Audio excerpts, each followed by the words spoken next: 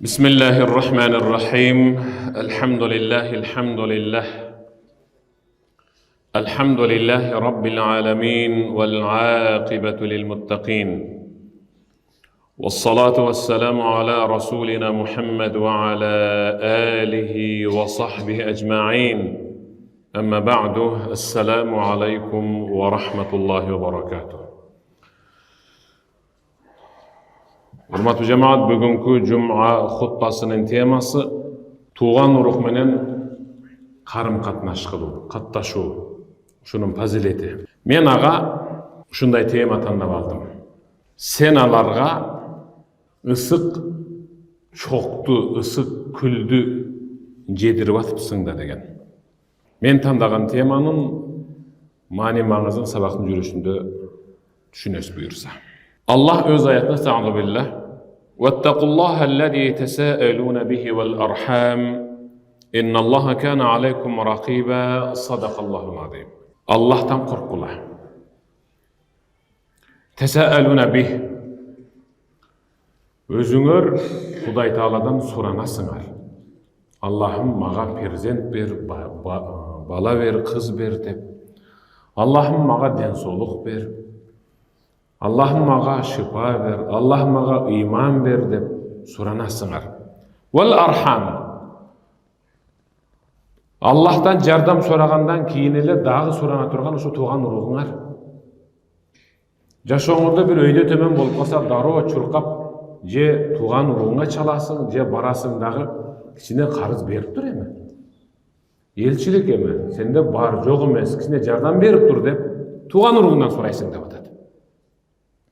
Özüң суранып, жалынып, жалдырып аткан Allah'tan kork. Anan tuğan uruğun jönünde de Allah Taala'dan kork. Antkeni Allah sizler gözü gözömölçü. Peygamberimiz Muhammed sallallahu aleyhi ve sellem Makka'dan Madinaga hicret kılıp gelgendegile birinci aytkan söz uşul boldu. Eyyuhannas, ey adamlar. Emnege Peygamber Makka'dan Madinaga kelgende eyyuhannas, ey adamlar dedi. Emin üçün ey musulmanlar, emin üçün ey mu'minler degen jok. Antkeni Peygamber Makka'dan Madinaga köçüp gelgende adamların köpçülüğü alı imanға suğarlı ele gede. Şon üçün Peygamberdi oğup oturgan adamların arasında iki yüzlü munafikler de bolup kalışıktı malile. Oşon üçün Peygamber alarga ey adamlar dedi. Antkeni Peygamberin mаңдайында adamlar turgan. Afşus salam, biri-biriňerge salamdı uğuza jetkirip aytıp, joobunda oşondoy uğuzup kaytargıla. Wa ta'imut ta'am, özüңөр jep жатқан тамактан бөлүшкүлө. Wasilul arham, tuğan uruğuңар менен катташкыла. Subhanallah. Peygamber sanap aytıp kele жатқан негизги көзгө басar сөздөрдүн үчүнчүсү туган уруңар менен катташкыла деп атат. Wasallu bil-leyl wan-nas niyam. Adamlar koş qoңурук тартып, рахаттанып түн бир окумда уктап жатканда, силер ал учурда uykuңардан ойгонуп, Раббиңер менен сырдашып, намаз окугула dedi. Ушинсеңер эмне болот? Пайгамбар биринчи шартын айтты. Салам айткыла бири-бириңерге. Тамагыңардан бөлүшкүлө, туган уруңар менен катташкыла. Анан түнү намаз окугула, тахажжуд. Ушул төртөөнү айтты. Шартын айтты. Айма жообу эмне болот дедиле? Тадхулул жанната бисалам. Эгер ушул төртөөнү аткарсаңар, тынч, эсен аман, кырсыктан тышкары бейишке кирип аласыңар dedi. Subhanallah. Карагыла. Şu төртөөнү аткаргыла, бейишке кирип аласыңар. Demek beyişke kirgizүүчү кысылеттердин içinde tuğan uruq менен катташуу бар. Эгер катташпай калса, анда beyişke кирбей калыш коркунучу да бар. Andaktan Peygamberimiz Muhammed sallallahu aleyhi ve sellem men sarruha en yubsata lehu fi rizqih ve en yunsa'a lehu fi atharih felyasil rahimah. Sadaka Resulullah. Kim rızkın mol bolup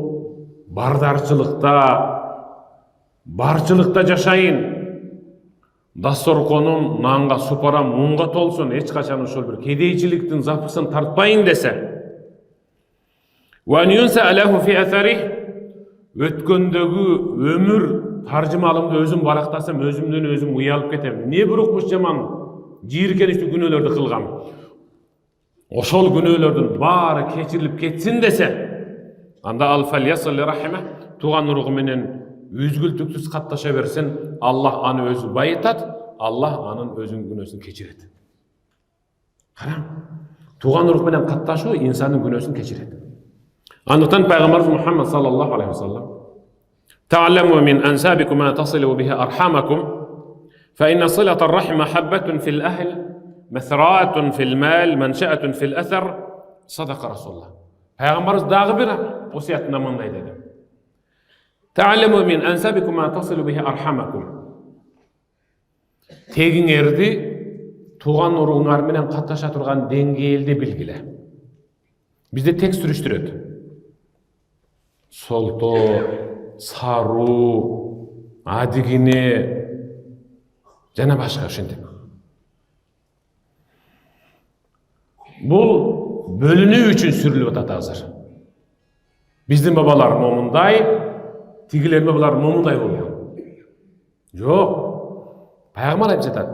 Tegiňerdi tuğan uruğuňardy köböýtüp katlaşуу deňgeýilinde gana bilgile. Demek menin babalarım barıp bular menen tutaşat eken. Tigilerin babalary gelip durup biz menen tutaşat eken dep katlaşуу üçün tegiňerdi bilgile. Bölünүү üçün emes dep atat Peygamberimiz. Hazır har kim özünün janagı Sanjıra kitabını çıkarıp algan. Özünçe. Biröөнүн Sanjıra kitabını okusaň hiç bir jönököy adam jok. Büt barda aksöök. Büt barda aksöök oğlu ya. Hiç birinde bir jönököy jok. Arkalarda dağı şonda aksöökler. Jaman elenmen meni. Çin. Bar aksöök, takır bir mayda baratı jok, maydalangar emes. Gördünüz, uşun menen emne bolatat? Bölünüp atat. Biz aksöök biz deydi. Biz mıktыбыз. Alar tazlar, alar kulдар digiler. Şunday basımtı. Peygamber aytjata.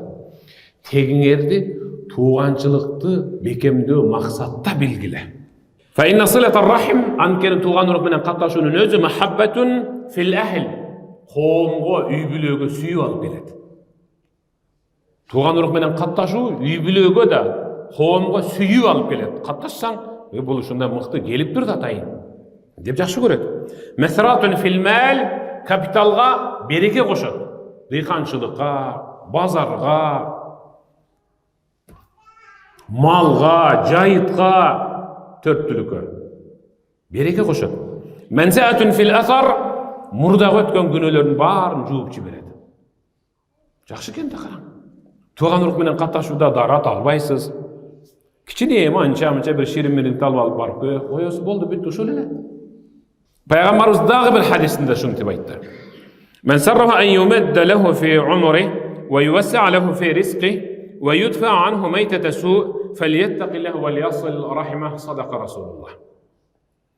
Ömürüm uzun bolsun. Rızkım mol bolup imanım menen öleyin dep qaysı biröň kıyaldansaňar, anda Hudaý Taaladan korkup tuğan uruğuňar menen katlaşgıla dedi. Ne birokmuş mıktı söz. Ömürüm uzun bolsun. Rızkım mol bolup imanım menen öleyin. Özü negizgi munol jarykçylykdagy har biribizden maksaty özü. Jumaga gelgende maksat emne? Jumaga gelgende hiç kim aylyk berbeýdi. Salaktan boşatylbaýdy. Şu jumaga gelgende maksat ertenki akırkı demim iman menen geçsin degenler şuntip gelip atat da. Fel yettaqillah ve liyasil rahime Hudaý Taaladan çındap takwaçylyk kılıp korksundagy tuğan uruk menen katlaşsın dedi. Meneke. Andyktan Peygamberimiz Muhammed sallallahu aleyhi ve sellem'den Abdullah ibn Abbas rivayet kılıp atat. Peygamber dağı mınday dedi. İnnallaha la yu'ammir bil kavmi diyar ve yusammir lahumul amwal ve ma nazara ileyhim mundu khalaqahum buğdan lahum. Allah Taala bir өлködögi qoomgo bardakçılykty berip ele atat. Biz özü sayız uçurunda bizge geografiýany mыкты okutkan. Çin. Sayız uçurunda hiç bir okup algan jan kalbaptır. Geografiýany mыкты okutkan.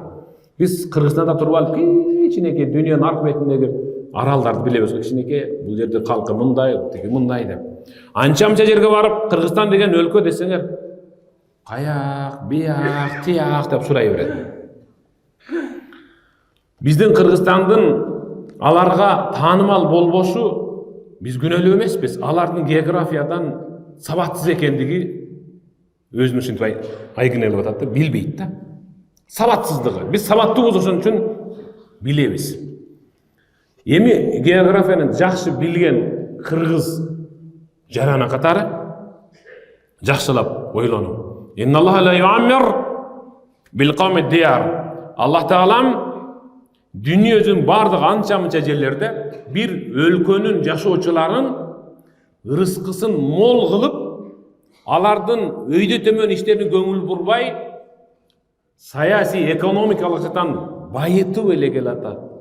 Байытып эле келатат дейт. Пайгамбар айтат, жакшылап окуң. Ал өлкөдө жашап жаткан жарандар мусулман эмес болуп калышыдыр ыктымал. Аллах алардын байлыгын ушунчалык береке берген, кен байлыктар алардын алдында тебеленде оңой эле жатып эле ачылып атат. Нефтisi бар, газы бар, алтыны бар, күмүш, айтор бүт бардыгы бар. Берип эле атат. Оңбогон кичинекей камыштан деле ал дүйнөнү таң калтырган эң мыкты нерселерди жасап сатып атат. Аллах аларды жараткандан бери бир да аларга Аллах газабын, азабын түшүргөн жок. Бары да арчылыкта эле келе жатат. Сахабалар, я Расулалла, ушул кантип болсун, ушундай болобу? Эмне себептен эгер боло турган болсо? Эмне себептен? Себебин айтыңчы. Себебин сурашты. Пайгамбар айтты: "Бисилатихим архамихим." Туган уруктары менен карым катнашта мыкты болгондугу себептүү Аллах аларды кичинекей айыл эмес, чоң өлкөсүнөн бери байытып койгон. Биз да ошондой кыла алабыз да.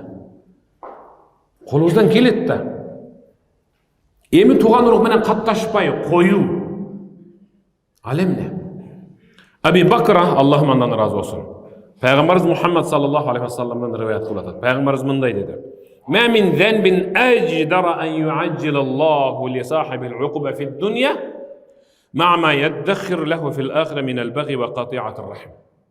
Азабынын жарымын ахиретке, кыяматка калтырып, жарым бөлүгүн бул дүйнөдө ошол күнөөнүн ээсин аябай катуу азаптайт Аллах Таала. Караң. Азабынын жарымын ахиретке калтырып, жарымын бул дүйнөдө да эч качан ага тынчтык бербей Аллах Таала азаптайт. Bir эки күнөөнүн ээсин. Бирөөсү кайсыл десе, бирөөсү зулум кылган, экинчиси туган уругу менен катташпай катон үзүп койгон. Ошол эки инсанга Аллах Таалам азабын бул дүйнөдө да берет, ахиретте да берет деп атат. Зулум, Кудай сактасын, зулумдан этет болуш керек.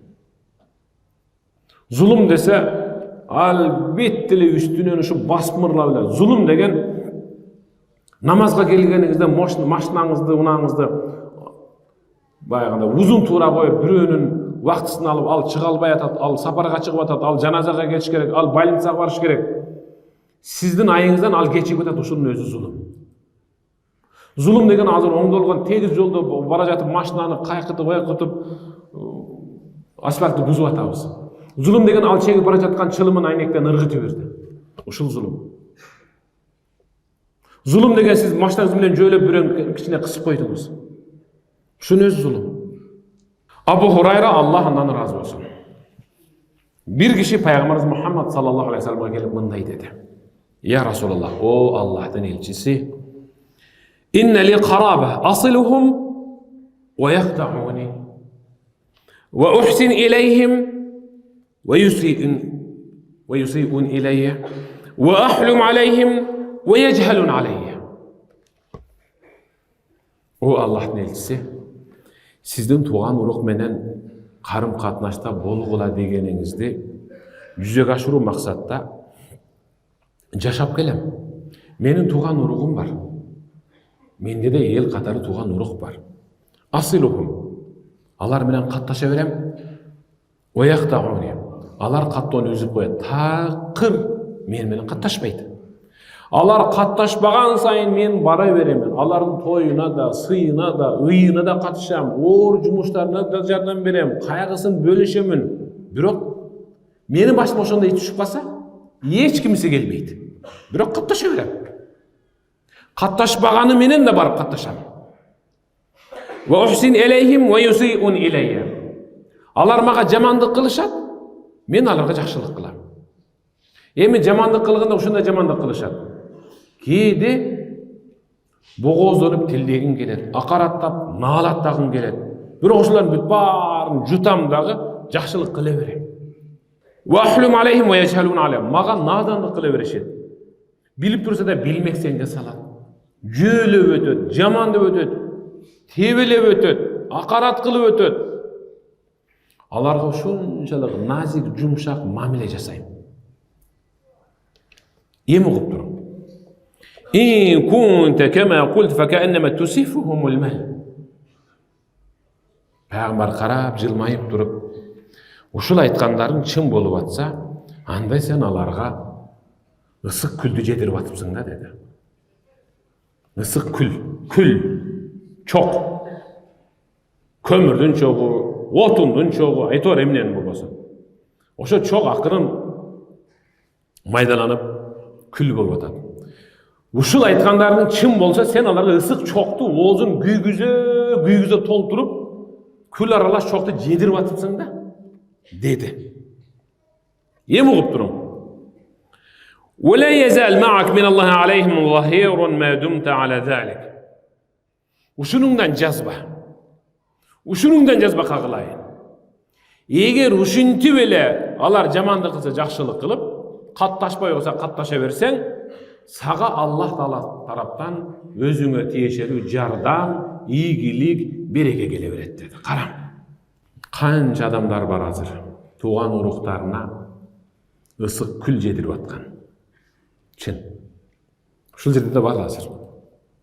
Тууган урук катташпай атат, катташып атасыз. Демек сиз аларга ысык күл, ысык чокту жедирип атасыз. Да канча адамдар бар, оозуна чок ысык күл толуп калган. Ушул жерде азыр отурушат. Аягын да ойлош керек. Азыр ушул жерде турган анчамчылар бар. Оозуна ысык чок күл толуп калган адамдар дагы бар. Сиз болгон бир чүпүрөктүн, бир устукандын, учанын, кичинекей бир сөм жердин, же жубайыңыздын айынан бир тууганыңыз менен катташпай ортодогу дубалды бийик кылып, же там саты башаяка көчүп кеткендер дагы бар. Оозуңузга ысык күл менен чокту толтуруп алып жүрөсүз да. Ал канча катташайын деп чалат, келет, жазат. Сиз таптагыр ошондой кылбай атасыз. Абу Хурайра, Аллах андан разы болсун. Сами'ту Расулуллах саллаллаху алейхи ва саллам. Мен пайгамбарыбыздан уктум. يقول إن أعمال بني آدم تعرض كل خميس ليلة الجمعة فلا يقبل عمل قاطع رحم صدق رسول الله Құдай сақтасын. Пайғамбарымыз айтты. Жер бетіндегі адам баласының амалы Аллах Таалаға періштелер арқылы бейшембі күні сунушталады, көтеріледі. Бейшембі күні асырдан кейін көтеріледі. Барының амалдары қабыл болады, қабыл болғандарға. Бирок кабыл болбогондордун арасында ла юқбал фала юқбал амалу қати рахим, тууган уругу менен катташпаган адамдын ысык көлдөй чык чыгарып алатоодой эт тартса дагы деп атат. Тууган уругу менен катташпагандын амалын Алла Таала кабыл кылбайт. Тууган уругу менен катташ керек. Тарныштарды, ызаларды кетирели, жуталы, кечирели. Туған уругу менен каттасам менин өзүм үчүн пайда. Мен өзүм үчүн пайда. Күнөөдөн арылам, өмүрүм узарат, байлыгым мол болот, рызкым адал болуп кеңейет. Эң негизгиси акыркы көз ирмемде мен ла илаха иллаллах Мухаммад Расулуллах деп өлө алам. Онтоп, кыйналып, тилденип, сөгүнүп өлгөн адамдарды көргөнбүз өз көзүбүз менен, укканбыз дагы. Өлүп атып, ушундай сөгүнгөн адамды көрдүм, ошо сөгүнгөн боюнча өлдү. Эмелестеткиле. Андан кийин ал үчүн кайра бул жашоого башкадан силкинип, кийимдерин үтүктөп, бети башын жууп, чачын тарап келе турган жак эмес. Болду, ал өлдү, жасаган ишинен жооп берет. Жакшы болсо жанна, жаман болсо тозок ушул эле. Акыркы көз ирмени айтпайды беле пайгамбар. Кимдин акыркы сөзү ла илаха иллаллах Мухаммад расулуллах болсо, кыжалат болбой эле койсун, анын күнөөсү кечирилди, ал бейишке кирет деди. Бирок ошо ла илаха иллаллахты айтыш үчүн ошону айттыра турган сөздөрдү иштерди буякта жасап алыш керек болуп атат да. Тууган уругу менен катташпаган инсан ал иман өлүмү менен өлө албайт деп атат. Иман келмесин айта албай өлөт. Келгиле кечиришели.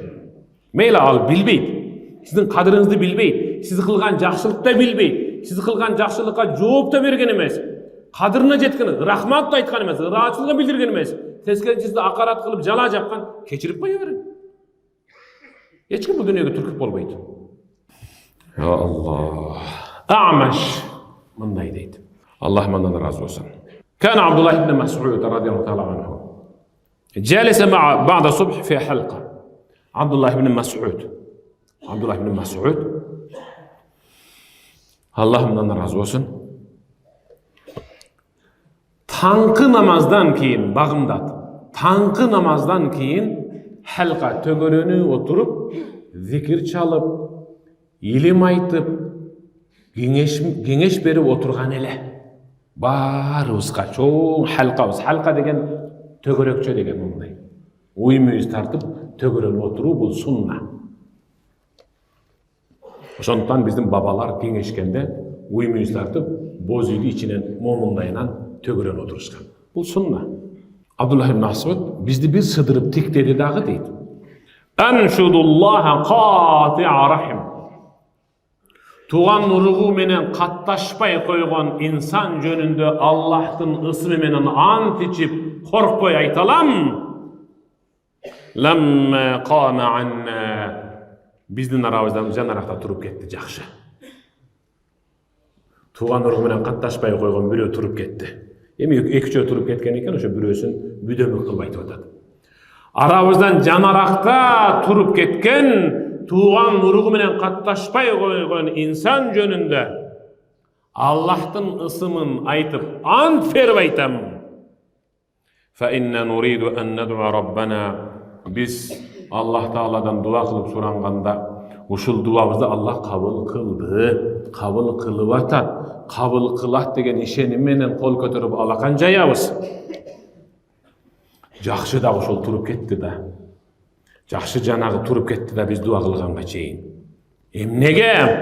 Ve inne abwaba sema murtajjatun duna qati'a rahim. Egerde dua kılıp tilenip жатқан adamlardın arasında туган уругу менен катташпай койгон адам кол көтөрүп турса, булардын бирөөсүнүн дуасы кабыл болбойт деди. Караң. Туган уругу менен катташпай койгон адам отурган учурда чоң, жоон, топ дуа кылганда асман титиреп кетет. Дуа кылып Кудай Таалага жагынып дуа кылып аткандардын арасында туган уругу менен катташпаган адамда кол көтөрүп алакан жайып отургандыгы себептүү. Ал канчалык алакайын бийик көтөрүп жайсын, баары бир анын дуасы кабыл болбойт. Ал себептүү алардын да жандагылардын дуасын кабыл кылбайт деп атат. Андыктан кагылайындар, өлкөбүз үчүн, элибиз үчүн, жерибиз үчүн ушу жүрөктү жарык кылып, көөдөндү көкүрөктү кенен кылып, кектен, көрө албастыктан, кызганычтан, ичи тардыктан биротоло ылайкаланган жерин жууп таштап кол көтөрүп дуа кылалы жумаларда.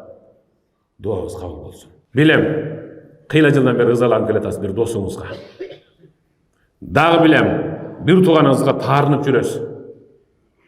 Керек болсо анын кызын чыгарган тоюна дагы, уулун үйлөгөн тоюна дагы, тушоо кесүүсүнө дагы, керек болсо анын өлгөн апасына да барган жоксуз, ызадан кылам.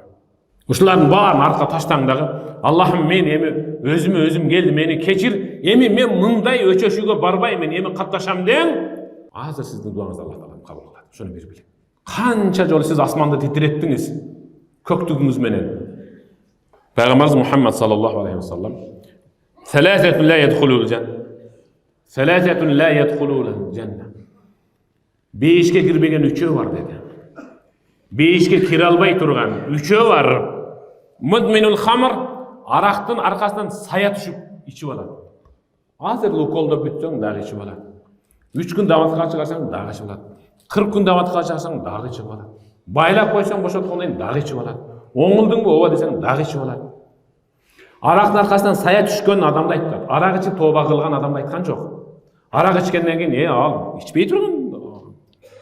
Ішімде екен, мен ішіп жүріппін, болды, мен тоба қылдым деген адам жөнінде кетіп бартқан жері жоқ.